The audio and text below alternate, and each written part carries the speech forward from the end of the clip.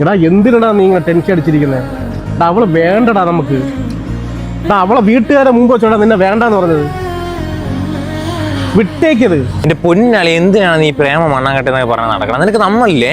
നിങ്ങളെല്ലാവരും അവളെ കുറ്റം പറഞ്ഞു. ചിലപ്പോൾ അവളെ വീട്ടിലെ സാഹചര്യം അതായിരിക്കാം. എടാ നീ ആണത്ര പറഞ്ഞോണ്ടിരുന്നത്. എവിടെ അടുത്താ 1000 വട്ടം പറഞ്ഞാൽ കേൾക്കൂല. എടാ വേണ്ടടാ അജ്മൽ, അത് വിട്ടുകളാ. എന്ത് നീ നിന്റെ ഇഷ്ടം പോലെ ചെയ്. നീ ഒറ്റ കേസിൽ നിങ്ങൾ ആരും സപ്പോർട്ട് ചെയ്യരുത്. ഞാൻ പോകണം.